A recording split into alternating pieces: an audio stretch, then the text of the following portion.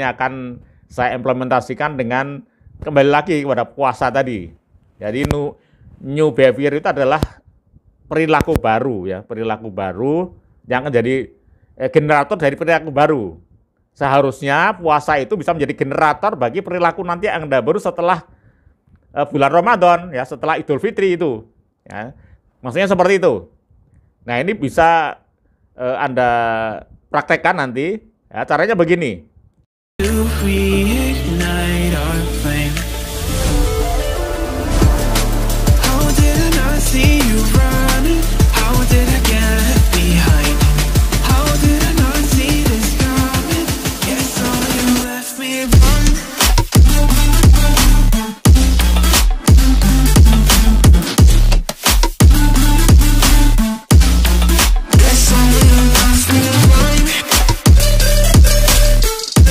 Assalamualaikum warahmatullahi wabarakatuh.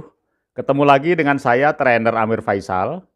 Kalau Anda ingin tahu kurikulum VT saya atau ingin mendownload buku-buku bestseller saya di Gramedia, silahkan klik di kanan bawah ini yang ada tanda panah ke bawah itu. Di sana sudah tersedia semua link-linknya.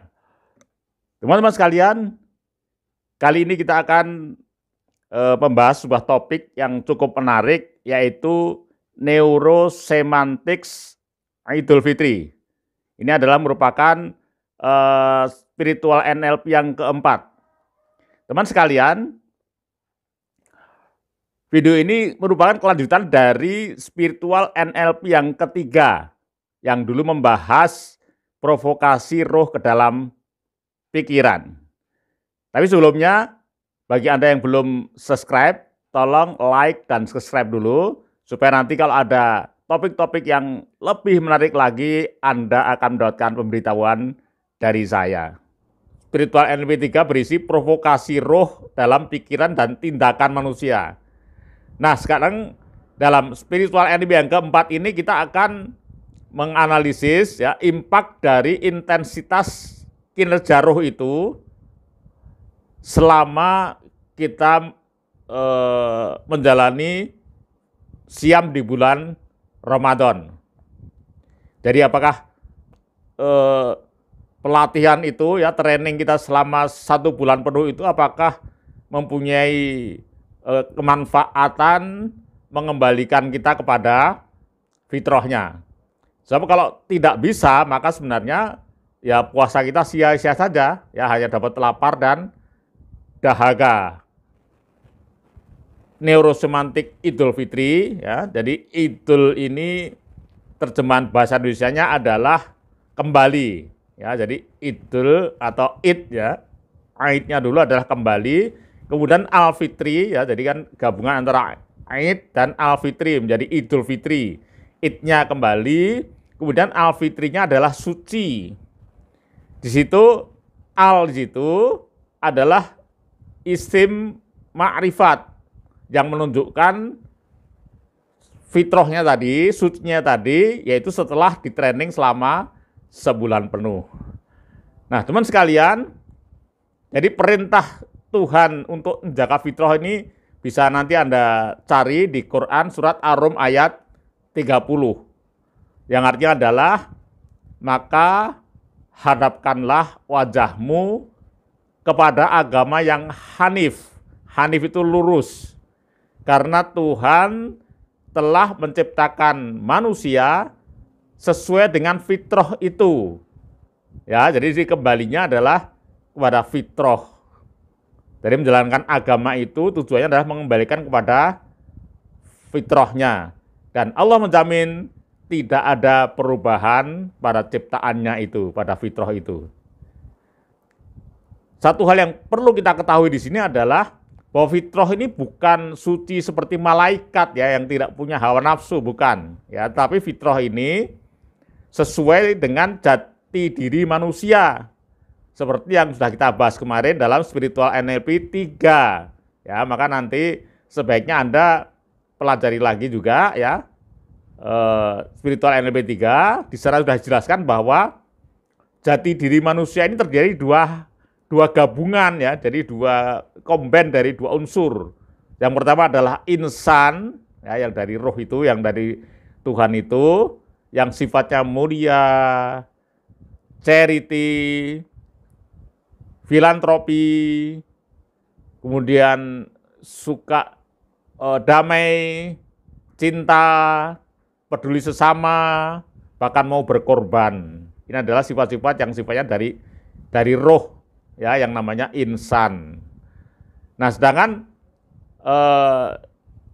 sifat yang kedua dari manusia ini juga basar, ya. Basar ini mewakili sifat manusia yang cenderung memenuhi hawa nafsu, ambisius, ya, serakah, kemudian amarah, gitu ya, egois dan seterusnya. Nah, nanti sekali lagi kalau Anda ingin mendalami ini, karena sudah tidak saya bahas lagi, silahkan buka di YouTube Spiritual NLP 3 Amir.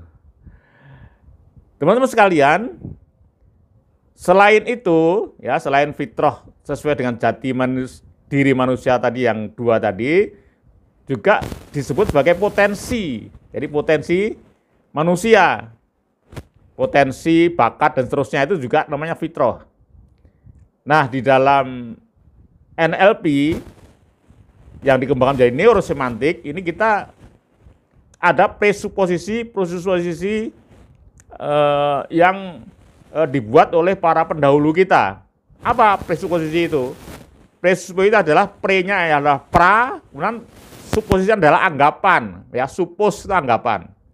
Jadi maksudnya adalah para founder, ya, NLP itu dia sudah membuat belasan, ya, bahkan lebih dari 20 pra-anggapan yang penuh sumber, yang hasilnya dari prinsip hidup dan pengalaman mereka secara pragmatis. Nah, ini saya ambilkan dua presuposisi yang relevan, ya, dengan potensi itu. Yang pertama, ini saya terjemahkan saja langsung, ya. Presuposisi yang pertama adalah orang-orang sudah punya semua sumber daya yang diperlukan untuk meraih hasil. Dari dalam diri manusia ini tadi sudah ada potensi yang dia sebenarnya sudah merupakan sumber daya yang bisa kita bisa kita berdayakan gitu untuk mencapai tujuan atau outcome apapun. Ini presuposisi yang pertama. Kemudian presuposisi yang kedua adalah setiap perilaku didorong oleh niatan yang positif. Jadi dalam NLP ini bahkan ini ekstrimnya gitu ya, seorang pencuri pun dianggap dia melakukan itu atas dorongan positif. Ini untuk pencuri yang karena dia ingin memberikan nafkah pada keluarganya, sudah nggak ada jalan keluar lagi. Jadi dia mencuri karena hanya alternatif pilihannya yang salah kan gitu. Bukan tujuannya yang salah, tujuannya dia positif karena ingin menafkahi keluarga. Tapi dia menggunakan cara yang salah, ya. Ini khusus untuk pencuri yang karena untuk memenuhi kebutuhan keluarga, ya. Nah, teman sekalian, jadi dengan dua presuposisi ini kita gunakan untuk kita memberdayakan potensi-potensi kita. Nah, sekarang kita lihat bagian yang juga kemarin kita pelajari, ya. Bagaimana bekerjanya neurosemantik itu. Nah, dalam gambar itu sekali lagi saya jelaskan lagi. Di situ di sebelah kiri ada gambar otak, ya. Yang paling atas adalah frame, ya. Kemarin sudah saya jelaskan bahwa input-input, ya, dari lingkungan kita sejak dari kecil itu membentuk frame. Yang kemarin sudah, nanti tolong diulang lagi aja di Spiritual NLP 3, ya. Jadi membentuk frame. Maka termasuk ketika kita kemudian sekarang memberdayakan roh kita, jiwa kita, itu nanti juga akan menjadi frame bagi kita di dalam pertarungan batin itu, ya. Nah, di situ di belakang otak itu, di belakang kepala itu ada part, ya. Jadi pertarungan batin antara part 1 dan part 2. Karena part 1 itu adalah tadi yang insan tadi, dan part 2 yang basar tadi. Nah, itu jadi pertarungan dari self-talk. Nah, teman sekalian, maka harapannya, ya, riadoh kita, pelatihan kita selama di bulan Ramadan ini jika berdampak, maka dia akan frame yang insan ini ya, part yang insan ini lebih dominan. Kita sudah terlatih gitu ya. Pada saat itu yang namanya puasa Ramadan itu kan hal-hal yang dihalalkan saja tidak kita tidak mau melakukan. Misalnya kita punya makanan yang halal yang punya kita sendiri, ya kita tidak mau makan karena apa? Kita sedang puasa. Istri atau suami yang sah kita tidak mau berhubungan walaupun itu sah. Ya, itu benar menunjukkan betapa tingginya daya tahan dan kendali kita terhadap jiwa kita itu, ya, terhadap pikiran, hawa nafsu, ya, emosi itu begitu kuatnya. Nah, maka pertanyaan bisa nggak itu sekarang setelah kita dilatih selama 1 bulan penuh itu menjadi dominan nanti setelah kita tidak puasa lagi. Ya, nanti mungkin biasa puasa sunnah, tapi dalam hari ini biasa bisa nggak itu kita kendalikan emosi, ya, kita kendalikan keinginan-keinginan yang tidak baik seperti itu ya, kendalikan amarah, ya. Nah dan seterusnya. Nah itu kalau ternyata part satunya itu, part insannya itu kita sekarang setelah puasa itu dominan, maka artinya kita sudah kembali kepada fitrah, ya, kembali pada fitrah kita, ya, pada hari raya Idul Fitri itu kita kembali pada fitrah. Nah ini nilainya di sini. Ya, jadi nilainya, maknanya di sini. Nah, teman sekalian, nanti juga itu nanti terus ketika kita selalu memenangkan pertarungan batin itu, ya karena sekarang jiwa kita sudah yang lebih dominan, ya roh kita lebih dominan, maka kita dalam respon ya dari semua stimulus itu, ya semuanya akan dijiwai oleh roh tadi itu. Kalau itu berupa tindakan, maka tindakan kita adalah penuh dengan keikhlasan, penuh rasa syukur, ya, kinerja kita menjadi passion dan seterusnya. Ya seperti dalam tabel ini, Anda bisa lihat di situ. Ini ada tabel ini yang bagian atas itu ya. Anda lihat yang sebelah kiri ada tulisan power. Nah disinilah, maka ketika itu jiwa itu menurut David Hawkins sudah menjadi power. Ya, sedangkan yang di bawah yang warna merah itu force, itu adalah tekanan ya. Nah, tekanan termasuk menahan hawa nafsu itu adalah di bagian di bawah itu. Nah, maka saya akan memulai dari yang atas. Jadi langsung di situ langsung saya mulai dari yang 1, 2, 3. Nah, kemudian yang berikutnya yang di atas lagi adalah penerimaan ya atau acceptance ya. Jadi menerima dari realitas harus menahan lapar gitu ya, menahan hawa nafsu, mengendalikan emosi itu adalah sikap penerimaan, mau kita terima. Maka kalau kita bisa menerima itu, maka energi kita cukup tinggi yaitu 10 pangkat garis 50. Ya. Kemudian yang naik lagi berpikir itu juga lebih tinggi ya. Kita menggunakan kesadaran ya, menjalankan ibadah itu kan dengan kesadaran ya, bukan karena terpaksa ya. Kita menggunakan, ternyata menurut riset juga para ahli kedokteran ternyata puasa itu juga artinya pause. Jadi banyak hal yang dipause ternyata besar sekali manfaatnya bagi jasmani rohani ya. Kemudian lebih tinggi lagi lah cinta ya. Nah biasanya juga dalam suasana Idul Fitri, suasana akhir Ramadan ini biasanya kita saling bersilaturahim, kemudian kepada sanak kerabat, juga biasanya kita juga silaturahim kepada saudara-saudara kita yang tidak mampu. Kita memberikan zakat, yang memberikan sedekah, ya. Itu adalah wujud dari cinta yang dihasilkan dari tadi elevasi atau enhancing roh kita tadi, ya. Kemudian yang lebih tinggi lagi adalah sukacita.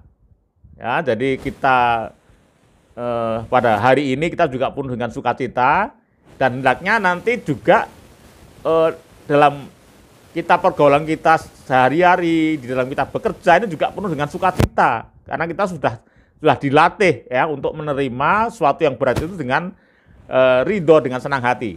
Sekalian, ini adalah level-level energi yang dihasilkan dari enhancing dari jiwa kita ya, dari roh kita itu ya, dari ketika kita frame di dalam pikiran kita sudah didominasi oleh kekuatan-kekuatan roh atau jiwa. Yang terakhir, saya akan berikan sebuah bonus untuk Anda. Ya, ini mungkin bisa Anda gunakan untuk menterapi, ya, namanya New Behavior Generator. Ya, ini akan saya implementasikan dengan kembali lagi kepada puasa tadi. Jadi New Behavior itu adalah perilaku baru, ya, perilaku baru yang menjadi generator dari perilaku baru. Seharusnya puasa itu bisa menjadi generator bagi perilaku nanti yang Anda baru setelah bulan Ramadan, ya, setelah Idul Fitri itu. Ya. Maksudnya seperti itu. Nah, ini bisa Anda praktekkan nanti. Ya, caranya begini. Jadi di situ itu yang panah paling atas, ya, itu keterangannya adalah konflik. Maksudnya adalah begini. Jadi itu umpamakan Anda sedang menghadapi konflik beneran. Jadi coba tolong Anda cari peristiwa ketika Anda sedang konflik dengan seseorang.